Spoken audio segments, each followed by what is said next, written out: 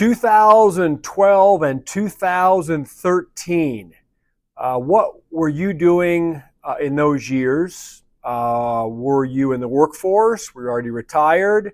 Or were you in school looking to find your way in life and your chosen profession? So what is magical about 2012, 2013? Well, that's how far back we have to go to find when consumer confidence, United States consumer confidence, was this low. 12 years ago. Let me share a story with you out of CNBC.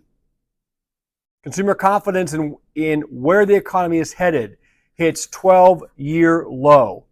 It says that confidence dimmed further in March as the view of future conditions fell to the lowest level in more than a decade.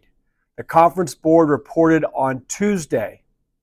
The board's monthly confidence index of current conditions slipped to 92.9. That's a 7.2 point decline, and the fourth consecutive monthly contraction. Economists surveyed by Dow Jones have been looking for a reading of 93.5. So the measure for future expectations told an even darker story, with the index tumbling 9.6 points to 65.2, the lowest reading in 12 years, and well below the 80 level that is considered a signal for recession ahead. So again, that has to do with future expectations. Where do the consumers think we are going to be down the road? It tumbled to 65.2. According to this author, 80 is the level that's considered a signal for recession ahead. So those that are out there in the mainstream media saying everything's fine, nothing to see here, no recession ahead, and that's if you believe that we're already not in a recession now, nothing to see, right? Being a bit facetious. That's insane, okay? We've lost the consumers. Consumers' optimism about future income, which had held up quite strongly in the past few months, says largely vanished, suggesting worries about the economy and labor market have started to spread into consumers' assessments of their personal situations, said Stephanie Gouchard, senior economist, global indicators at the conference board. Says the survey comes amid worries over President Donald Trump's plans for tariffs on the United States imports, which has coincided with a volatile stock market, and other surveys showing a waning sentiment. Stock market finished up just slightly today, pulled out a little bit of a gain after a barn burner yesterday when it really jumped up and had a very strong day.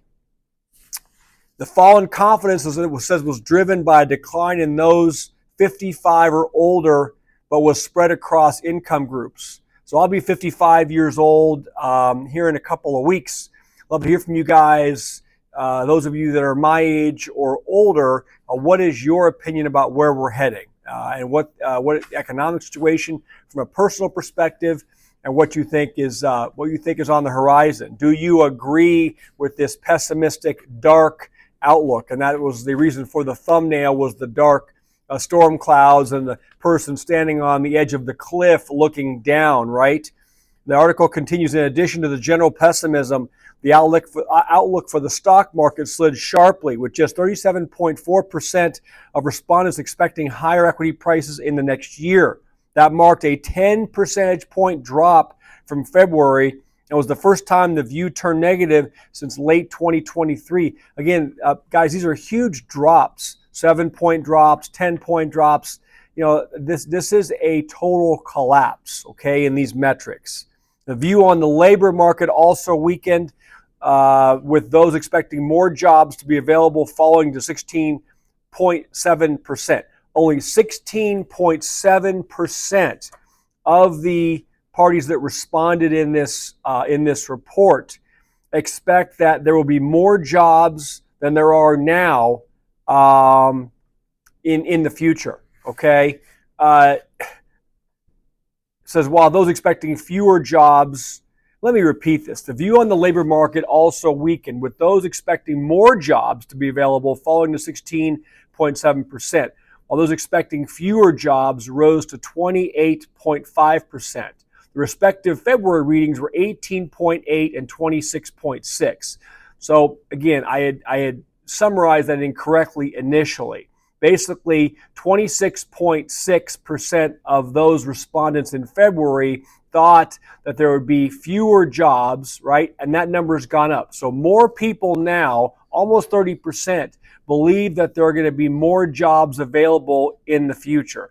And that is consistent with what we know is happening now with layoffs across many, many government sectors. And so that, that is, something that we need to be paying attention to. Okay. So there's your consumer confidence, or lack thereof report. The next, that's a topic I want to cover, I haven't covered for a while, is the state of the housing market.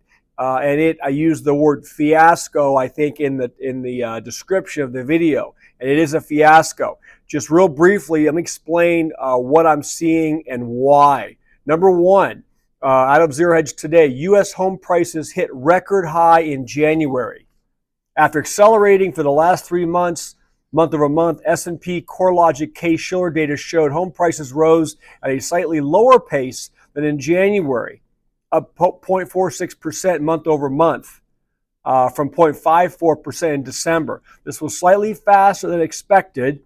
Okay, they expected 0.4% and raised the year-over-year price gain to 4.67%.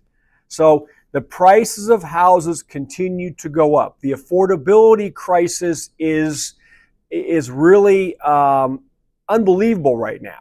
So out of Yahoo Finance yesterday, there was a story that I just saw this morning.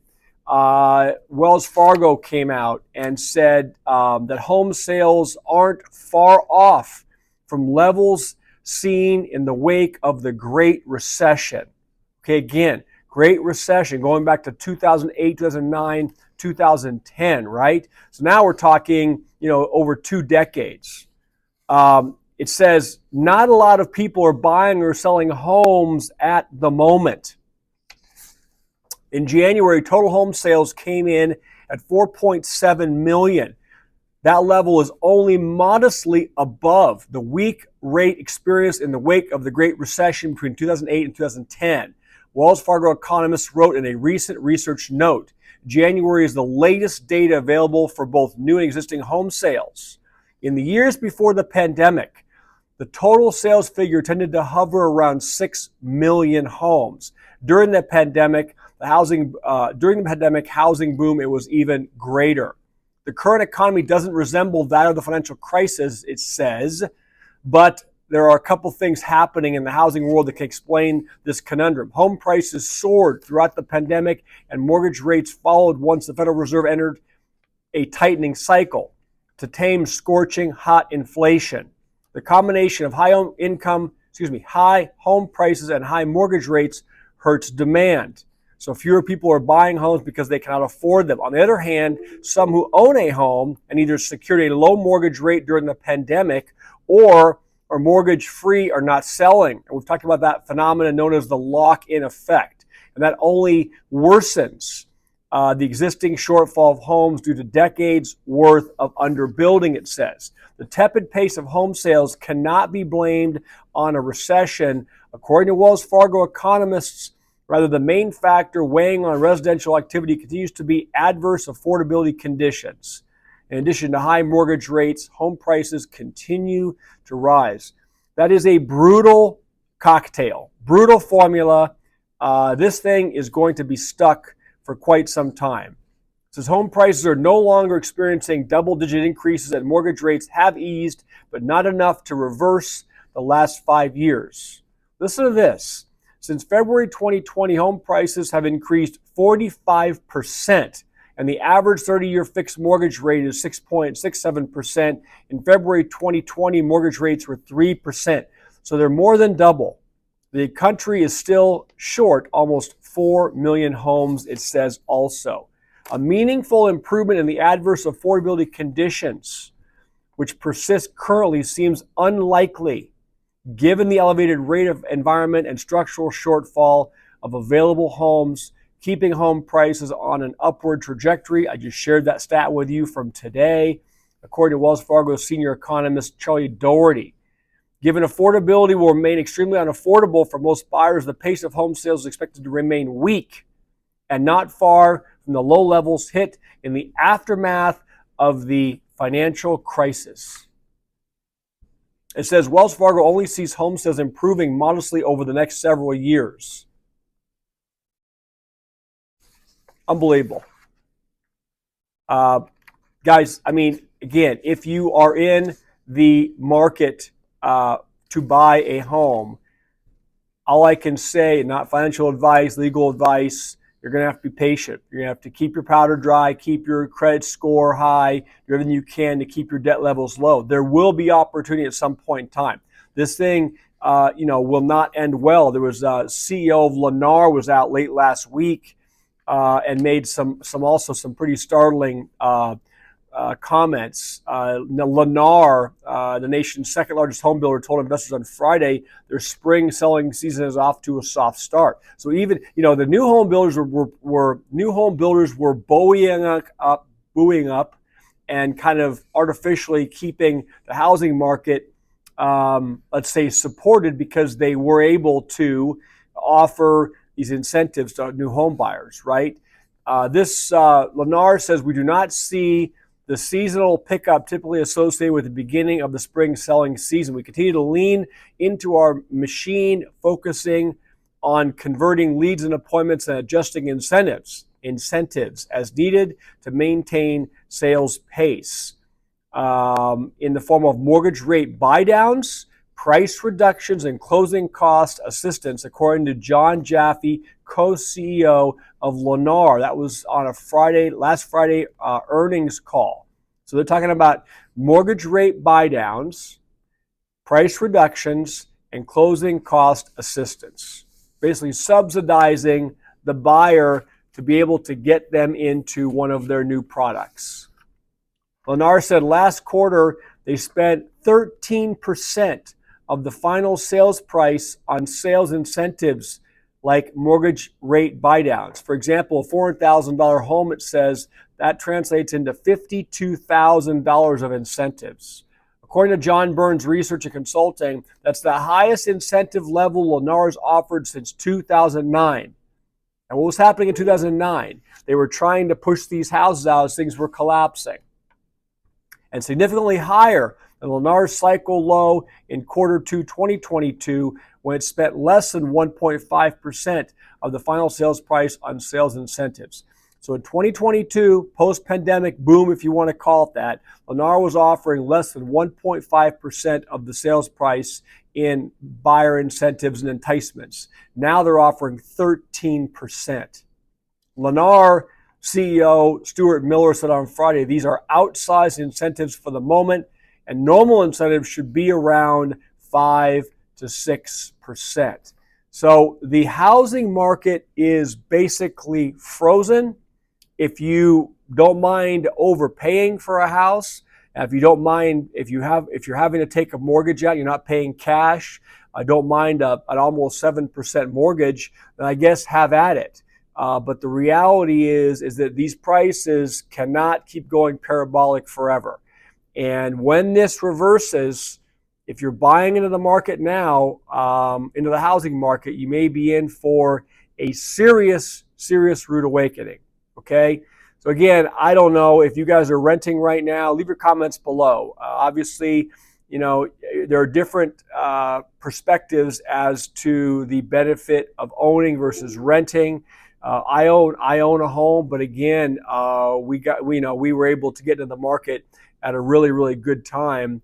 And I don't know. You guys leave your thoughts below. What you think about this and kind of where you're at right now. Those that have been able to pay off their home, that's fantastic, right? But again, if you've paid off your home, you're not going to sell that house unless you're looking to downsize considerably, or basically just cash out and go live on your boat or rent for the rest of your life. you're not going to make that change. So we're seeing this battle, okay? I'll leave it there today, about 15 minutes, went a little bit long. Thanks for watching, supporting the channel, subscribing. Let's keep things rolling. Sorry for the bad news today, folks, both on a consumer level and on the housing market situation, but that is reality, okay? So pay attention, stay safe. Appreciate all of you guys very much. Have a great day. Talk to you soon. Bye.